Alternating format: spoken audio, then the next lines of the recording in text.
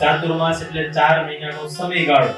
અષાઢ સુદ એકાદશી થી કાર્તિક સુદ પ્રબોધની એકાદશી સુધીનો 4 મહિનાના સમયગાળાને ચાતુર્માસ કહેવાય. 120 જેટલા દિવસનો સમયગાળો, આ 120 જેટલા દિવસો હોય એટલે ચાતુર્માસ કહેવાય.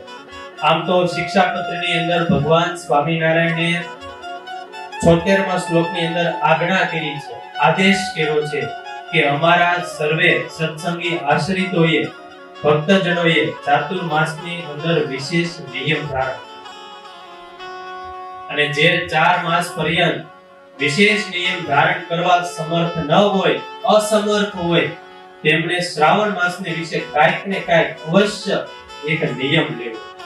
ઘણાને એવું થાય કે ચાતુર્માસની અંદર નિયમ શા માટે લેવા? આમ તો ચાતુર્માસના 4 મહિના એ સત્વગુણ પ્રધાન હોય, તપ પ્રધાન હોય. શિયાળાના 4 મહિના એ રજોગુણ પ્રધાન, અને ઉનાળાના 4 મહિના એ તમોગુણ પ્રધાન. આપણા ભગવાન સ્વામિનારાયણ જ્યારે પણ રેલખંડ વર્ણી રૂપે વન વિચરણ કરતા હતા, ત્યારે 7 વર્ષ સુધી ભગવાને વન વિચરણ કર્યું. એમાં મહારાજ જ્યારે કુઠાશ્રમ પધાર્યા, ત્યારે ભગવાને 4 મહિના સુધી ખૂબ જ કપરું આકરું તપ એ ચાતુર્માસની અંદર ભગવાને કર્યું. એટલા માટે ભગવાનના ભક્ત, આમ તો ભગવાનના ભક્તના જીવનની અંદર કાંઈક ને કાંઈક નાનું મોટું ભજન, ભક્તિ, તપ સંબંધી નિયમ શરૂ જ હોય છે. પણ ભગવાનની આજ્ઞા હોવાથી તમામ સત્સંગીઓ, હરિભક્તો એ ચાતુર્માસની અંદર વિશેષ નિયમ લેતા હોય છે. બીજું, ચાતુર્માસ દરમિયાન ભગવાન નારાયણ ક્ષીરસાગરની અંદર 4 મહિના ભગવાન શયન કરે છે. એક દ્રષ્ટિએ ભગવાન એ ભક્તથી દૂર થાય છે, પણ બીજી બાજુ ભક્તની એવી ઈચ્છા હોય છે કે ભગવાનનું સામિપ્ય સદાને માટે અમારી પાસે રહે. એટલા માટે ભગવાનનું સામિપ્ય રહે, ભગવાન ભક્તની નજીક રહે, એટલા માટે ભક્ત એ વિશેષ કરીને 4 મહિના એ ભગવાનનું ભજન કરે, તપ કરે, ધારણા પારણા કરે, ભગવાનની ભક્તિ કરે, પૂજા અર્ચન કરે. બીજું, ભગવાન જ્યારે અષાઢ સુદ એકાદશીને દિવસે ભગવાન શયન કરે છે, એટલા માટે એ એકાદશીને આપણે દેવપોઢી અથવા દેવ શયન એકાદશી તરીકે ઓળખીએ છીએ. ભગવાન ક્ષીરસાગરની અંદર પોઢી જાય એટલે પછી માયાનું જોર વધી જાય, અને જ્યારે પણ માયાનું જોર વધે એટલે હરિભક્તો જે પણ એ આધ્યાત્મિક માર્ગે પ્રગતિ કરતા હોય એ આધ્યાત્મિક માર્ગેથી પાછા પડે. એ પોતાના ઇન્દ્રિયોને સંયમમાં ન રાખે તો આધ્યાત્મિક માર્ગેથી પાછા પડી જાય. એટલા માટે ભક્તના જીવનમાં માયાનું જોર વધી ન જાય એટલે કાંઈક ને કાંઈક નાના મોટા નિયમ દ્વારા એ પોતાના આત્માને બળિયા કરતા હોય છે. અને હંમેશા ભજન અને સત્સંગ કરવાથી એ જીવનો આત્મા એક બળિયો થાય. ત્યારે ચાતુર્માસને તો એક ભજન કરવાની સીઝન ગણવામાં આવે, ભગવાનને રાજી કરવાની એક મોસમ ગણવામાં આવે છે. ભગવાનના ભક્તો એ 4 મહિના ભજન કરીને, સત્સંગ કરીને, તપ કરીને ભક્તિનો પાક લે છે, ભગવાનને વિશેષ રાજી કરે છે. ત્યારે આપણે પણ આપણા જીવનમાં ચાતુર્માસ દરમિયાન ઉપાસના, નિયમ, નિશ્ચય, પક્ષ આ બધાને સુરક્ષિત કરવા માટે, આ બધાને દ્રઢ કરવા માટે ચાતુર્માસની અંદર નિયમ લેવો જોઈએ. તો હવે પ્રશ્ન બધાના મનમાં એવો થાય કે આપણે નિયમ શું લેવો જોઈએ ચાતુર્માસની અંદર? તો ભગવાન સ્વામિનારાયણે શિક્ષાપત્રની અંદર 77 અને 78મા શ્લોકની અંદર ભગવાને આજ્ઞા કરી છે કે કયા કયા નિયમો લેવા. તો મહારાજે 8 નિયમો મુખ્ય બતાવ્યા છે, જેમાં સૌથી પહેલું છે ભગવાનની કથાનું શ્રવણ કરવું.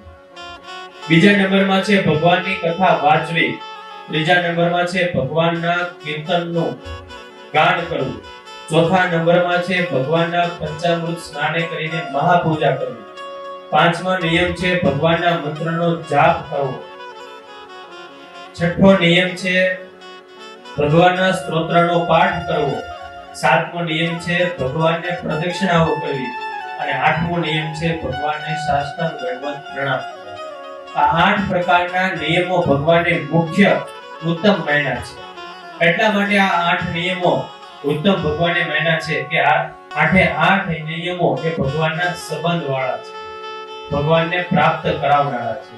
આ 8 માંથી ઓછામાં ઓછો એક નિયમ લેવો જોઈએ. એકથી વધુ નિયમો પણ આપણે લઈ શકીએ છીએ.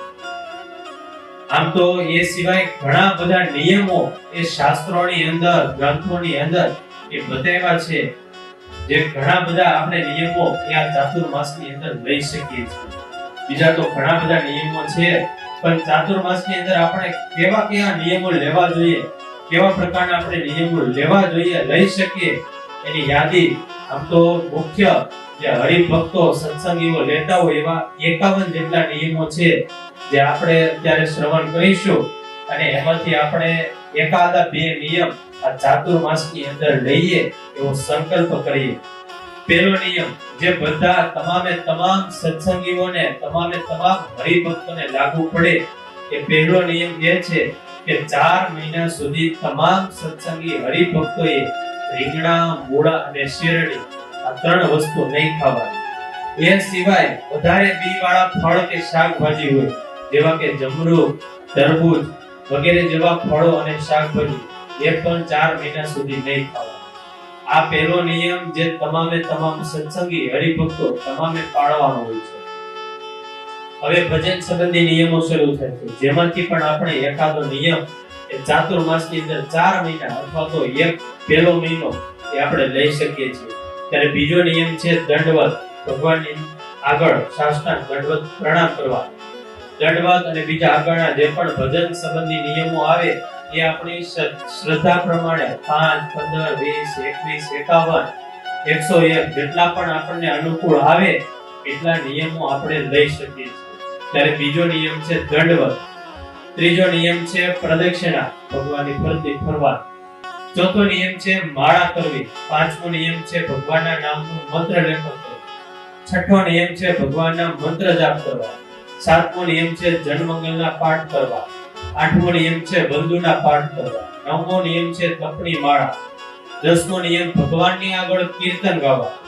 11મો નિયમ ભગવાનનું ધ્યાન કરવું. 12મો નિયમ સંતોની પૂજાની અંદર કીર્તન ગાવા. 13મો નિયમ છે સ્નાન વખતે ભગવાનનું નામ બોલવું. અને 14મો નિયમ છે જમતી વખતે કોળીએ ભગવાનનું નામ બોલવું. આ ભજન સંબંધી નિયમ હતા. હવે શરૂ થાય છે તપ સંબંધી નિયમ. તપ એમાં 15મો નિયમ શરૂ થાય ત્યારે 15મો નિયમ છે માસો ઉપવાસ. 1 મહિના સુધી ઉપવાસ કરવો. કાંઈ પણ જમવાનું નહીં, માત્ર ને માત્ર શરબત અને પાણી લઈ શકીએ. ઉપવાસની અંદર આપણે દૂધ, દહીં કે છાશ અથવા તો દૂધની અંદરથી બનતી વસ્તુ પણ કોઈ પણ લઈ શકીએ નહીં. શરબત હાલે, પણ જે પણ જ્યુસ એ દૂધની અંદરથી બનતા હોય, દૂધ દ્વારા બનતા હોય, એ એક પણ પ્રકારના જ્યુસ એ આ ઉપવાસ દરમિયાન ચાલે નહીં. ત્યારે 15મો નિયમ માસો ઉપવાસ, 1 મહિનાનો ઉપવાસ. 16મો નિયમ એકટાણા, એટલે કે આખો દિવસમાં માત્ર એક જ સમય, સવારે અથવા તો બપોરે અથવા તો સાંજે 3 માંથી એક સમયે અનાજ જમવું, બાકીના સમયે અનાજ જમવું નહીં. 2 રીતે એકટાણા થઈ શકે. અમુક હરિભક્તો ચોખ્ખા એકટાણા કરે, એમાં માત્ર આખા દિવસમાં એક વખત અનાજ જમે, બીજું આખો દિવસ બીજું કાંઈ પણ જમે નહીં. અને અમુક ફરાળી એકટાણા કરે, એમાં એકટાણામાં એક ટાઈમ અનાજ જમવાનું અને એની સિવાય આખો દિવસ આપણે ફરાળ જમીશું. આને કહેવાય એકટાણા, જેમાં આપણે તપ સંબંધી જેટલા પણ નિયમો છે એમાં આપણે શરબત અને જળ ધરાવી શકીએ, પણ દૂધ અને દહીં એ આપણે ધરાવી ન શકીએ. ત્યારે 16મો નિયમ એકટાણા, એટલે કે એક જ ટાઈમ અનાજ લેવું. 17મો નિયમ ધારણા પારણ. ધારણા પારણ એટલે એક દિવસ જમવાનું, એક દિવસ ઉપવાસ, એક દિવસ જમવાનું, એક દિવસ ઉપવાસ. 18મો નિયમ છે 3 વસ્તુ જમવું. આપણે જ્યારે પણ જમવા માટે બેસીએ ત્યારે 3 વસ્તુ જમવાની, ચોથી વસ્તુ જમવાની નહીં. ઉદાહરણ તરીકે દાળ, ભાત અને રોટલી, અથવા તો દાળ, શાક અને રોટલી, આવી રીતે 3 વસ્તુ જમવાની, ચોથી વસ્તુ જમવાની નહીં. આને કહેવાય 3 વસ્તુનો નિયમ. 19મો નિયમ છે ભાવતી વસ્તુ ન જમવી. 4 મહિના અથવા તો 1 મહિનો આપણે જે પણ વસ્તુ ખૂબ જ ભાવતી હોય, મિષ્ટાન, ફરસાણ જે પણ, એ 1 મહિનો સુધી જમવાનું. 20મો નિયમ હવે શરૂ થાય છે ચાંદ્રાયણ. ચાંદ્રાયણ એટલે બધા નવા વિદ્યાર્થીઓને બધાને કહી દો કે ચાંદ્રાયણમાં રોટલી અને મિષ્ટાન આ બંને વસ્તુને ચોળીને આવડા લીંબુ જેટલા કોળિયા બનાવવાના હોય. એમાં શાક નાખવાનું હોય, મિષ્ટાન નાખવાનું હોય અને રોટલી હોય એટલે ચોળેલી હોય. એ આવડા લીંબુ જેટલા કોળિયા કરવાના હોય. એ કોળિયાને મોઢામાં મૂકીને એક સાથે લઈ લેવાનો. એક કોળિયો, એને કોળિયાને આપણે બીજી વખત એક કોળિયો તમે જમ્યા અને એ કોળિયાને તમે બીજી વખત અડો ધક્કો મારવા માટે તો પણ એ તમારો બીજો કોળિયો ગણાય. બીજું, કોળિયા આપણે જ્યારે શરૂ કરીએ ત્યારથી તે જ્યાં સુધી પૂરા કરીએ એ કાંઈ આપણે જે પણ નિયમ આવે ત્યારે કાંઈ પણ બોલવાનું ન હોય. કોળિયા જેમાં પછી આપણે પાણી પી શકીએ, દૂધ, છાશ, દહીં એવું કાંઈ પણ વસ્તુ આપણે ધરાવી ન શકીએ. ત્યારે અલગ અલગ કોળિયાના નિયમ હોય. ત્યારે સૌથી પહેલું ચાંદ્રાયણ, એને ચાંદ્રાયણ કહેવાય કોળિયા. ત્યારે સૌથી પહેલું છે દંડ ચાંદ્રાયણ. એમાં એક સાથે લીંબુ જેવડા 8 કોળિયા કરી નાખવાના. એ તમારે બપોરે જમવા હોય તો બપોરે, સાંજે જમવા હોય તો સાંજે. એક ટાઈમમાં એક સાથે એવડા લીંબુ જેવડા 8 કોળિયા જમી જવાના. એને કહેવાય દંડ ચાંદ્રાયણ. પછી 21મો નિયમ છે શિશુ ચાંદ્રાયણ. એટલે કે બપોરે 4 અને સાંજે 4. બે ટાઈમે 4 કોળિયા જમવાના. એને કહેવાય શિશુ ચાંદ્રાયણ. પછી છે 22મો નિયમ કીડી ચાંદ્રાયણ. કીડી ચાંદ્રાયણમાં કીડીનો આકાર બે બાજુથી જાડો હોય એટલે વચ્ચેથી પતલો હોય. એટલે 1 મહિનાનો કીડી ચાંદ્રાયણનો નિયમ હોય તો પહેલા દિવસથી શરૂ થાય. પહેલા દિવસે એક સાથે બપોરે અથવા સાંજે 15 કોળિયા જમવાના. બીજા દિવસે 14, ત્રીજા દિવસે 13, ચોથા દિવસે 12. એમ ધીરે ધીરે કોળિયા ઘટાડતા જવાના. છેલ્લે 1 કોળિયો આવે પછી ઉપવાસ કરવાનો અને પાછા 1 કોળિયાથી શરૂ કરવાનો. પહેલા 1 કોળિયો, બીજા દિવસે 2, પછી 3, એવી રીતે ઠેઠ 15 સુધી પહોંચાડવાનો. એને કહેવાય કીડી ચાંદ્રાયણ. પછીનો નિયમ છે 23મો જવ ચાંદ્રાયણ. જવનો આકાર બે બાજુથી પતલો અને વચ્ચેથી જાડો હોય એટલે એને કહેવાય જવ ચાંદ્રાયણ. એમાં ઊંધું શરૂ થાય. પહેલા 1 કોળિયો પહેલા દિવસે, બીજા દિવસે બીજા 2 કોળિયા, ત્રીજા દિવસે 3 કોળિયા લેવા, ચોથા દિવસે 4 કોળિયા. એવી રીતે કોળિયા વધતા જાય. 15 દિવસ સુધી 15 કોળિયા લેવા. 16મા દિવસે ઉપવાસ અને 17મા દિવસથી પાછું ઊંધું શરૂ થાય. 15, 14, 13, 12 ઘટાડતા જવા. એને કહેવાય જવ ચાંદ્રાયણ. પછી છે ઋષિ ચાંદ્રાયણ. એમાં બપોરે અથવા સાંજે એક સમયે ખાલી માત્ર 3 જ કોળિયા જમવાના લીંબુ જેવડા. એને કહેવાય ઋષિ ચાંદ્રાયણ. આ બધા હતા ચાંદ્રાયણ. પછી 25મો નિયમ છે એકાદશીના ઉપવાસ. 4 મહિનાની અંદર 8 એકાદશી આવે તે 8 એકાદશીની અંદર ઉપવાસ કરવા એવો પણ આપણે નિયમ લઈ શકીએ. 26મો નિયમ છે હરિજયંતી, એકાદશી, અમાસ અને પૂનમ. આ 4 વસ્તુ જે પણ 4 મહિનાની અંદર જેટલી આવે તે તમામ દિવસે પવિત્ર દિવસો કહેવાય. એની અંદર આપણે ઉપવાસ કરવા એવો પણ આપણે નિયમ લઈ શકીએ. 27મો નિયમ છે ફરાળ. એટલે કે આપણે 1 મહિનો સુધી અથવા 4 મહિનો સુધી ફરાળ જ કરવાનો, બીજું કાંઈ નહીં, અનાજ નહીં. 28મો નિયમ છે ફલાહાર. એટલે કે માત્ર ફળ જમવાનું. ફળની સિવાય આપણે બીજી કોઈ પણ વસ્તુ જમી લેશું. 29મો નિયમ છે દિવસ આથમા પછી જમવું નહીં. એટલે કે સાંજનો સમય થઈ જાય અને સૂર્ય આથમી જાય પછી આપણે જમવાનું નહીં. એની પહેલા આપણે જેટલું પણ જમવું હોય એટલું જમી શકીએ. અને 30મો નિયમ કપ સંબંધી છે. આપણે પહેલા મહિને શાક નહીં જમવાનું, બીજા મહિને દહીં નહીં જમવાનું, ત્રીજા મહિને દૂધ નહીં લેવાનું અને ચોથા મહિને કઠોળ નહીં. આ રીતે 4 મહિનામાં આપણે આ 4 વસ્તુ નહીં જમવાની. એવી રીતે પણ આપણે આ તપ સંબંધી નિયમ લઈ શકીએ. આ બધા નિયમ હતા તપ સંબંધી નિયમ.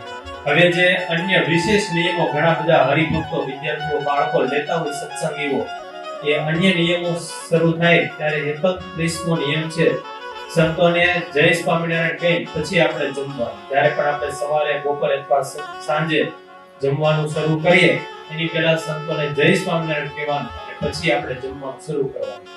32મો નિયમ છે સંતો આપણને જ્યારે પણ સામે મળે ત્યારે સંતોને પગે લાગવા. 33મો નિયમ છે સંતો જ્યારે પણ સામે મળે, આપણી નજર સામે આવે, સંતોને આપણે મળીએ ત્યારે સંતોને આપણે દંડવત કરવા. 1 અથવા આપણે 5 દંડવત કરીશું. 34મો નિયમ છે આપણે સવારે પાણી પીવાની શરૂઆત કરીએ ત્યારે અથવા તો આખો દિવસમાં આપણે જ્યારે પણ પાણી પીએ ત્યારે પાણી પીધા પહેલા કોઈ પણ વ્યક્તિ, વિદ્યાર્થી મિત્રને જય સ્વામિનારાયણ કહે પછી આપણે અંદર પાણી મૂકવું. 35મો નિયમ છે જેમાં પહેલા જય સ્વામિનારાયણ કહેવું. એટલે કે આપણે આખો દિવસ જ્યારે પણ જમવાનું શરૂ કરીએ, મોઢાની અંદર અનાજ મૂકીએ એની પહેલા આપણે કોઈ પણ વ્યક્તિ અથવા વિદ્યાર્થી મિત્રને જય સ્વામિનારાયણ કહે પછી મોઢાની અંદર અન્ન. 36મો નિયમ છે માનસી પૂજા કરવી. આખો દિવસ 5 પ્રકારની જે માનસી પૂજા આવે એ નિયમ પણ આપણે લઈ શકીએ. 37મો નિયમ છે આરતી દર્શન. આપણે જ્યાં સુધી ગુરુકુળમાં હોય ત્યાં સુધી આરતી દર્શન કરતા હોય, પણ ગુરુકુળની અંદર ન હોય ત્યારે આરતી દર્શન ન થતા હોય ત્યારે ઓનલાઈન લાઈવ અથવા તો મંદિરે ગુરુકુળ જઈને દર્શન કરવા, એ 4 મહિના સુધી ભગવાનની આરતીના દર્શન કરવા, એવો પણ આપણે નિયમ હોય છે. 38મો નિયમ છે નિયમ ચેષ્ટા કરવા. આપણે નિયમ ચેષ્ટા રોજ ન કરતા હોય તો 4 મહિના સુધી ભગવાનની આગળ ભગવાનના નિયમ ચેષ્ટા કરવા, એ પણ આપણે નિયમ લઈ શકીએ. 39મો નિયમ છે કથા શ્રવણ કરવું. 40મો નિયમ છે આખા 4 મહિના દરમિયાન વચનામૃતનો પાઠ કરવો. 41મો નિયમ છે સ્વામીની વાતોનો પાઠ કરવો. 42મો નિયમ છે ભક્ત ચિંતામણી એમનો પાઠ કરવો. 43મો નિયમ છે ભાગવત ગ્રંથ એમનો પાઠ કરવો. 44મો નિયમ છે આપણી ઇન્દ્રિયોને એ પંચ વિષયમાંથી આપણે પાછી વાળીને ભગવાનની અંદર જોડવી. આવો પણ આપણે નિયમ લઈ શકીએ. 45મો નિયમ છે અહંકારનો, માનનો આપણે ત્યાગ કરવો. 46મો નિયમ છે આપણે હંમેશા સાચું બોલવું, ખોટું ન બોલવું. 47મો નિયમ છે કામ, ક્રોધ, લોભ જે મુખ્ય દોષો, મોટા દોષો છે એમની ઉપર આપણે વિજય મેળવવો, એમને આપણે જીતવા. 48મો નિયમ છે 4 મહિના સુધી આપણે પલંગ ઉપર સૂવું નહીં, નીચે ભોય પથારીએ સૂવું. 49મો નિયમ છે આપણે જે પણ વ્યક્તિ આપણા જીવનમાં હોય એ બધાના ગુણ ગ્રહણ કરવા, કોઈનો પણ ક્યારેય અવગુણ ન લેવો. 50મો નિયમ છે આપણે કોઈ પણ વ્યક્તિ હરિભક્તને સત્સંગની અંદર જોડવાના, અથવા તો આપણે નિયમ લઈએ કે 4 મહિનાની અંદર એક આ હરિભગતને મારે કંઠી બંધાવી છે, આ એક હરિભગત પાસે, આ એક વિદ્યાર્થી પાસે મારે પૂજા કરાવી છે, અને મારે ભગવાનના સંતોને દર્શન કરતા કરવા. આવો પણ નિયમ લઈ શકીએ. અને 51મો નિયમ ખૂબ જ મહત્વનો નિયમ, અને એ નિયમ છે દરરોજને માટે ભગવાનનો એક ગુણ વિચારવો, અને એ ગુણ ઉપર 5 મિનિટ સુધી વિચારવું, અને એ આપણા જીવનમાં ઉતારવું. ઉદાહરણ તરીકે ભગવાનનો એક ગુણ વિચારવો. ભગવાનનો એક ગુણ છે દયાળુ. એ આજના દિવસે આપણે વિચાર્યો, એને કાગળમાં લખી નાખવાનો, અને 5 મિનિટ સુધી ભગવાન કેટલા બધા દયાળુ છે, ભગવાને આપણા જીવનમાં કેટલી બધી દયા કરી, કે 5 મિનિટ સુધી વિચારવું. આવા 51 પ્રકારના નિયમો, એ નિયમો આપણે લઈ શકીએ છીએ. આની સિવાયના પણ ઘણા બધા નિયમો જે હરિભક્તો સત્સંગીઓ લેતા હોય, એ નિયમો પણ આપણે આપણા જીવનમાં લઈ શકીએ છીએ.